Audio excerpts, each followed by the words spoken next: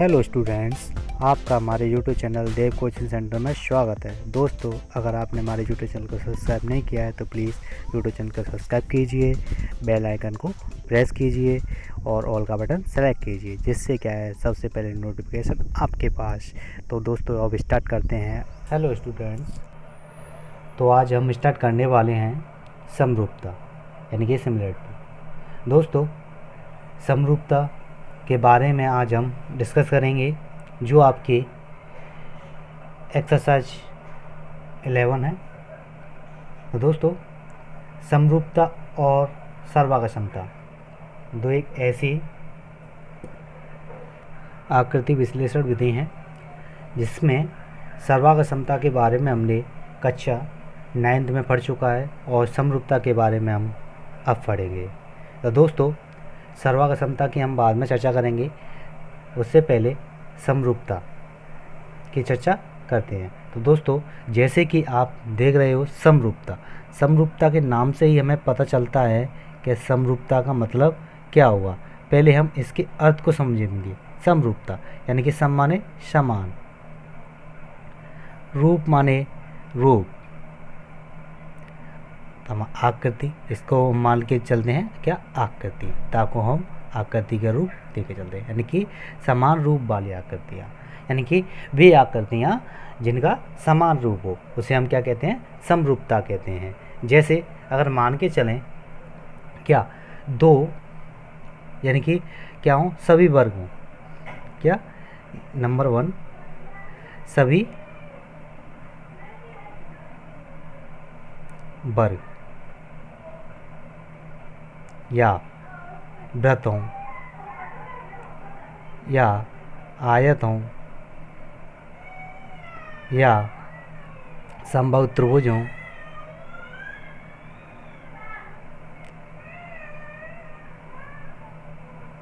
या समकोण त्रिभुज हों,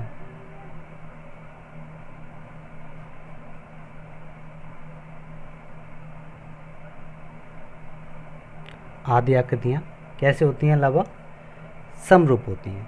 दोस्तों, अगर सरल भाषा में समझा जाए, यानी कि वे वस्तु जिनकी माप कैसी हो, अलग अलग हो, कोई परेशानी नहीं हो। दोस्तों, अगर इसे सरल रूप में समझा जाए कि जैसे कि वे वस्तु जो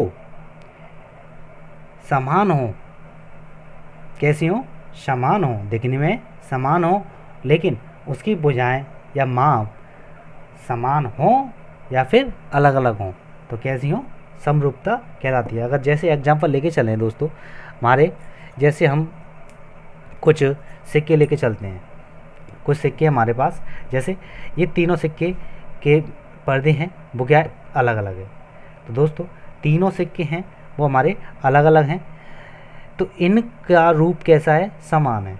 इनका रूप समान है, कोई परेशानी नहीं है, यानी कि इनका रूप है वो समान है, लेकिन माप कैसी हैं, तीनों की अलग अलग, लेकिन तीनों की माप तो अलग अलग हैं और रूप समान है, तो इसलिए ये वस्तु कहलाएंगी, तो कैसी कहलाएंगी, समरूप कहलाएंगे। तो यानी कि रूप एक जैसा होना चाहिए, माप अलग अलग हो या ना हो, कोई परेशानी नहीं है। तो दोस्तों, अगर हम इसमें एक और एग्जांपल लेके चलें, अगर मान लो ये हमने दो सिक्के ले लिए, इन दोनों की माप कैसी है, बराबर है, इन दोनों की माप बराबर है, तो ये आकृति कैसी है, समरूप में।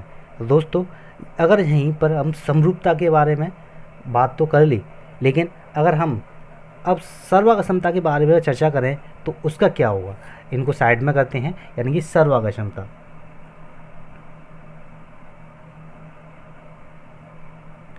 सर्वांगक्षमता यानी कि सर्वांगक्षमता के शब्द से ही हमें पता चलता है, सर्व माने सभी, क्षमता माने समान, और तम माने आकृति, यानी कि इसकी सभी आकृतियाँ कैसी हों, समान हो, यानी कि समान आकृतियाँ होंगी, इसका मतलब क्या होगा, भुजा भी हमारी समान होंगी। अगर हम इन दोनों सिक्कों को लेके चलते हैं, इनमें, इन दोनों सिक्कों में, तो दोस्तों ये दो सिक्के हैं, इनमें इनकी पर्दी भी समान, त्रिज्या भी समान, तो इसका मतलब ये आकृति होगी वो कैसी होंगी, सर्वांगक्षम होंगी।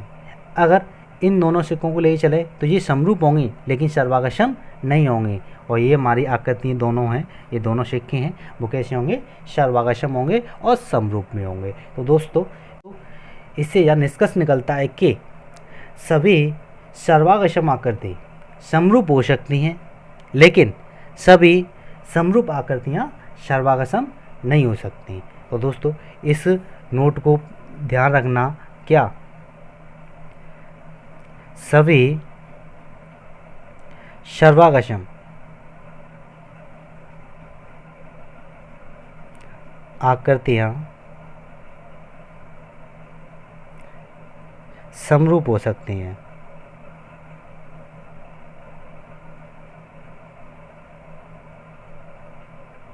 हो सकती हैं या फिर होती ही हैं, लेकिन यहाँ पर होती ही कर दो, होती हैं, लेकिन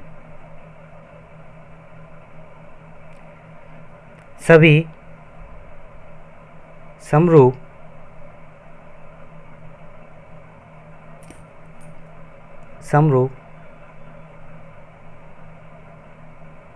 आकृतियाँ सर्वागशम नहीं होते। तो दोस्तों इस नोट को ध्यान रखना अपने दिमाग में कि सभी सर्वागशम आकृतियाँ समरूप होते हैं, लेकिन सभी समरूप आकृतियाँ सर्वागशम नहीं होती। जैसे कि हम इससे पहले हम एग्जाम्पल लेके चल चुके हैं कि ये दो हमारे ये सिक्के हैं, यानी कि 10-10 के जो दो सिक्के हैं, ये सर्वागशम में हैं, समरूप में हैं। लेकिन सर्वागशम किस कंडीशन पर होते हैं, जब इनकी त्रिज्याएँ या परिधि समान हो, क्या हो, समान हो, यानी कि इसका मतलब इसकी सभी मापें समान हो तो ये सर्वागशम होंगे, और इसकी मापें अगर समान हो या ना हो तो समरूप होंगे। यानी समरूप एक जैसा आकार है, इसलिए ये समरूप है। अगर ऐसे हमने ये सिक्का लिया था, इन तीनों का आकार तो एक जैसा है, तो इसका मतलब ये तो समरूप है, लेकिन ये तीनों सिक्के सर्वागशम नहीं हैं। अगर इन दोनों को सिक्कों को लेकर चलें तो ये सर्वागशम में है और समरूप में है। तो दोस्तों हमें आशा है कि आप लोगों की समझ में अच्छी प्रकार से आ गया होगा। अगर और एग्जाम्पल भी लेके चलते हैं, जैसे दोस्तों अगर कुछ अदर एग्जाम्पल लेके चलें, जैसे ये दोनों आकृतियाँ हैं वो कैसी हैं, समरूप हैं, यानी कि समान आकृतियाँ हैं, लेकिन इनकी भुजाएँ कैसी हैं, अलग अलग। इसकी भुजा 3 सेंटीमीटर की, इसकी भुजा 2.5 सेंटीमीटर की। इसका मतलब क्या होगा, ये दोनों आकृतियाँ होंगी वो कैसी होंगी, समरूप होंगी,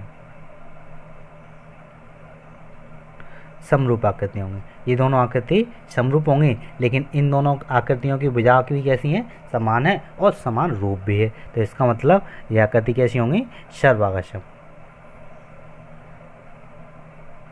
कैसी होंगी, सर्वागशम होंगी। इसका मतलब ये तीनों आकृति समरूप हो सकती हैं, लेकिन ये तीनों आकृति सर्वागशम नहीं हो सकती। केवल और केवल कौन सी होंगी, 2 सर्वागशम आकृतियाँ होंगी। इसी प्रकार इनमें लेके चलें, ये वृत्त है हमारा, तो वृत्त में 1.5 सेंटीमीटर की रेडिएशन है, इसकी त्रिज्या है, और इसमें 1 सेंटीमीटर की रेडिएशन है। तो इसका मतलब ये दोनों आकृति कैसी होंगी, सर्वागशम होंगी, और जबकि ये तीनों आकृति समरूप आकृति हो सकती हैं, कोई परेशानी नहीं है। तो दोस्तों आप आशा है कि आपकी अच्छी प्रकार से समझ में आ जाए होगा। अब इनकी परिभाषाओं को लेकर के चलते हैं कि इनकी परिभाषाओं के बारे में डेफिनेशन देंगे कि ये क्या चीज़ है।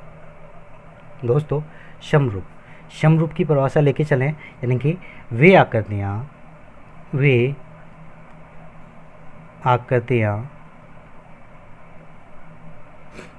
जिनमें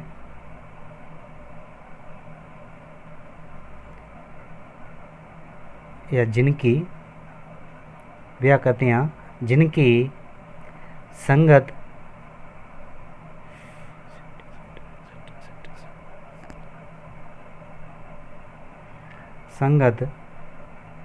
भुजाएं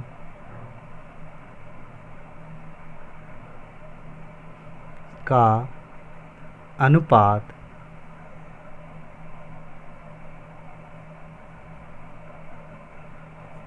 व संगत कोण बराबर हों।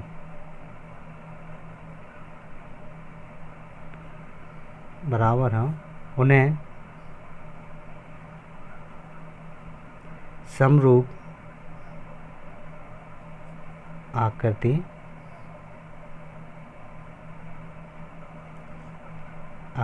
कहते हैं।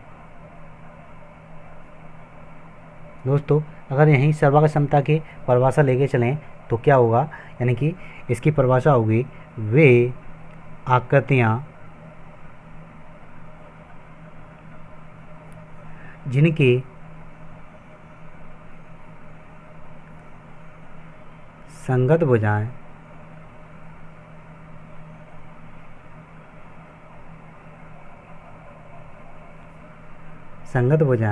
व संगत कोण बराबर हों।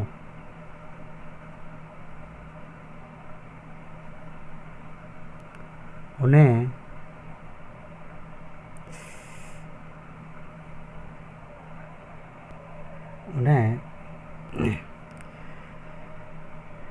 सर्वांग आकृति कहते हैं। तो दोस्तों ये हमारे सर्वांग और समरूप की परिभाषा हो गई। इनके अगर एग्जाम्पल लेके चलें तो वो कैसे एग्जाम्पल होंगे, एग्जाम्पल इसके देखते हैं। तो दोस्तों सबसे पहले समरूप का एग्जाम्पल हम मान के चलें, इसका एग्जाम्पल कोई दो त्रिभुज है, क्या है, समद्विबाहु त्रिभुज लेके चलें। समद्विबाहु त्रिभुज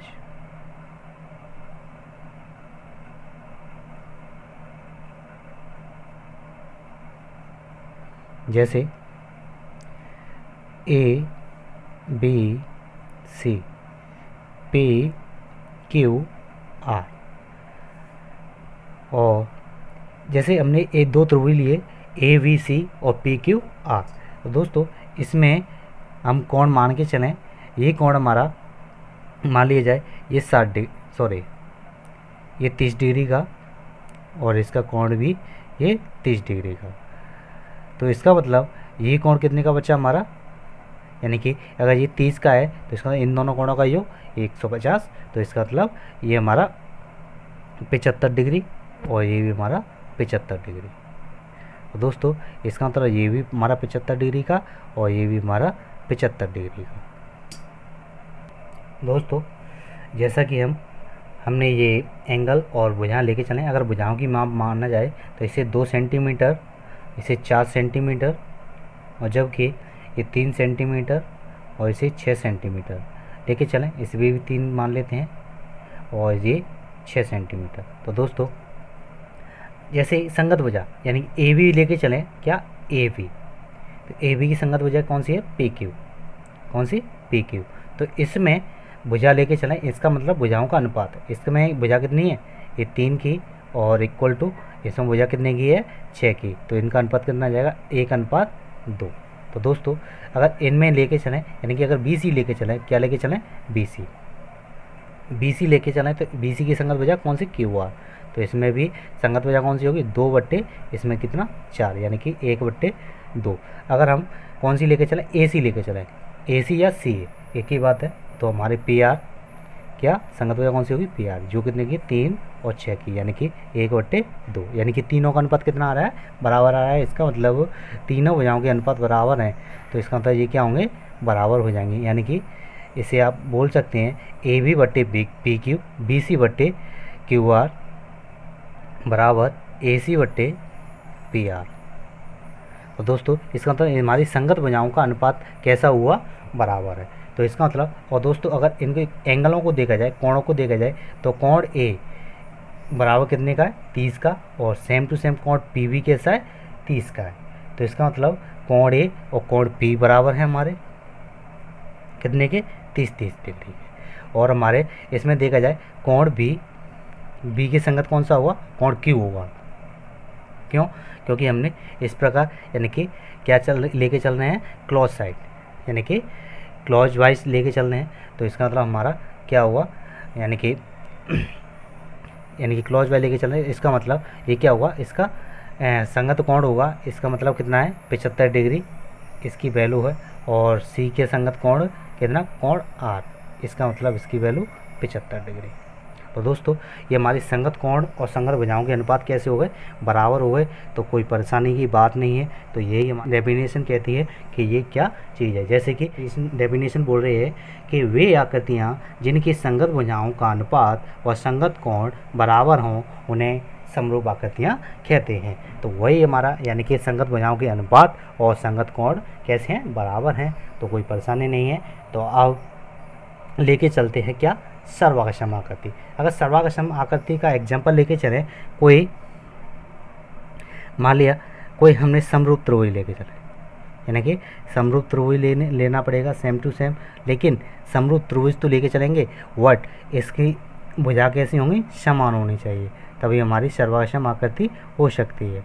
तो इसका मतलब हमने समान त्रिभुज लेके चले A V C, A V P Q R, यानी कि दो त्रिभुज लेके चले, इनमें प्रत्येक एंगल 60-60 डिग्री का, कितने का, 60-60 डिग्री का लेके चले हम, यानी कि आप कितना भी ले सकते हैं, जो फॉर एग्जांपल जो क्वेश्चन में दे रखा होगा उसी प्रकार वट हम 60-60 डिग्री का ले सकते हैं, क्योंकि हमने समबाहु त्रिभुज लेके चले हैं। तो अगर मान लो ये 2 सेंटीमीटर, ये भी 2 सेंटीमीटर, ये भी 2 सेंटीमीटर, और ये भी 2 और ये भी 2, इसका मतलब समरूप सर्वाक्षम आकृति होंगी, उसमें माप और कोण होंगे वो कैसे होंगे, समान होंगे, मापें होंगी हमारी वो इक्वल यानी कि एक्यूरेट समान होंगे। तो इसका मतलब हमारी संगत भुजाएं भी बराबर होंगी, यानी कि ए बी के बराबर, ए बी बराबर हमारी पी क्यू होगी, और यानी कि बी सी के बराबर क्यू आर, और ए सी के बराबर कौन सी, पी आर। और कोण, अगर कोण ए की बात करें तो कोण ए बराबर कोण पी, और कोण बी बराबर कोण सी कोण क्यू, और कोण सी के बराबर कोण आर। तो दोस्तों इसमें यानी कि समरूप और सर्वाक्षमता में अगर अंतर देखा जाए तो क्या, बस दोस्तों समरूप और सर्वाक्षमता में केवल और केवल एक ही अंतर होता है, क्या, इनमें तो संगत भुजाओं का अनुपात लेके चलते हैं, जबकि सर्वाक्षमता में कोई संगत भुजाओं का अनुपात नहीं लेके चलते, संगत भुजा ही बराबर होनी चाहिए। तो दोस्तों ये हमारी समरूप और सर्वाक्षमता थी। तो दोस्तों अब इस बेस पर हम क्या इनके बारे में थोड़ा सा यानी समरूप के बारे में कुछ पॉइंट्स हैं, उन पॉइंट्सों के बारे में चर्चा करते हुए हम इनके एक्सरसाइज के क्वेश्चनों को हल करेंगे। तो इसके यानी कि समरूप के अब पॉइंट हैं वो स्टार्ट करने वाले हैं। तो नंबर 1 दोस्तों, नंबर 1 पॉइंट हमारा वही पॉइंट रहेगा जो विशेष पॉइंट है। तो दोस्तों क्या, यानी कि सभी सर्वाक्षम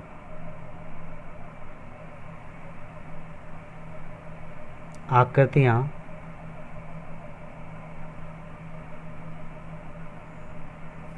सभी सर्वाक्षम आकृतियाँ समरूप आकृति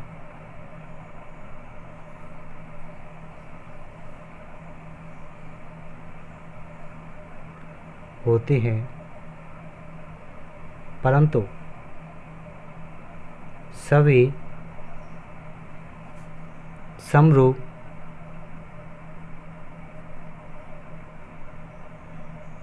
आकृति या सर्वाक्षम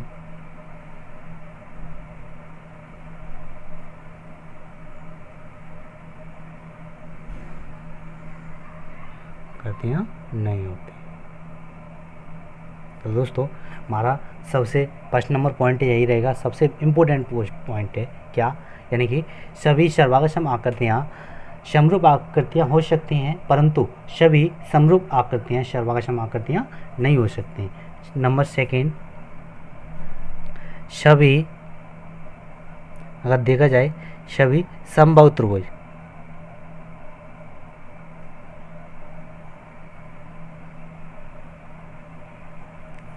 सभी समबाहु त्रिभुज समरूप होते हैं।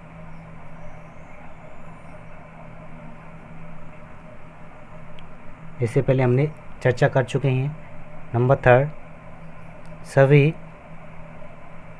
वृत्त समरूप होते हैं।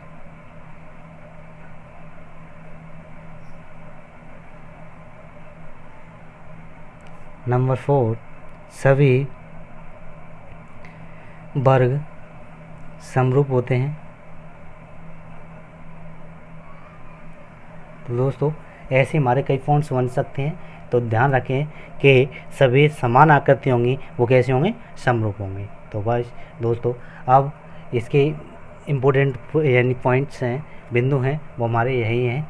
अब इनके क्वेश्चनों को सॉल्यूशन करने के लिए जा रहे हैं। एक्सरसाइज 11.1 के कुछ क्वेश्चन हैं, उनका सॉल्यूशन करेंगे और हम आगे इनके बारे में भी चर्चा करेंगे। दोस्तों ये हमारे एक्सरसाइज 11.1 के कुछ क्वेश्चंस हैं, उनको आज हम सॉल्व करेंगे। पहला क्वेश्चन है रिक्त स्थानों की पूर्ति कीजिए, यानी कि हमें इसके रिक्त स्थानों की पूर्ति करनी है। नंबर 1 क्वेश्चन, यानी सभी व्रत होते हैं कैसे होते हैं, समरूप होते हैं। हमने अभी इससे पहले चर्चा कर रख चुके हैं, यानी कि सभी व्रत समरूप होते हैं और सभी वर्ग कैसे होते हैं, समरूप होते हैं। कैसे, समरूप, यानी कि सभी व्रत भी समरूप होते हैं, सभी वर्ग भी।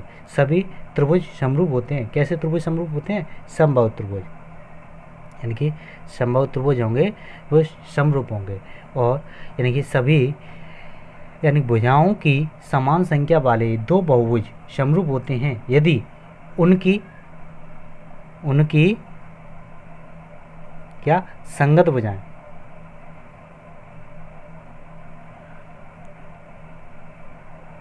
के अनुपात कैसे हो, बराबर हो, और संगत कोण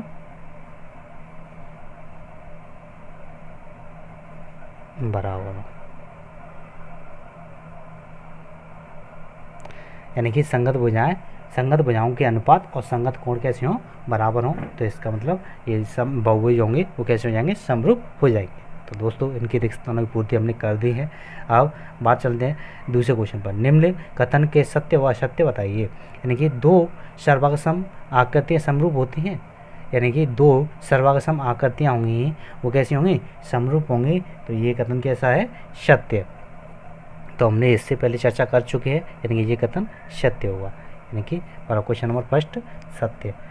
और दूसरा क्वेश्चन है दो समरूप आकृतियाँ सर्वागसम होती हैं, तो दोस्तों ये क्वेश्चन कैसा है, असत्य। हमने इससे पहले चर्चा कर चुके हैं कि यानी कि दो सर्वागसम आकृतियाँ समरूप होती हैं लेकिन दो समरूप आकृतियाँ सर्वागसम नहीं होती। इसका मतलब तो ये कह रहा है कि दो सर्वागसम आकृतियाँ समरूप होती हैं लेकिन, तो ये इसका मतलब ये कथन कैसा होगा, असत्य होगा।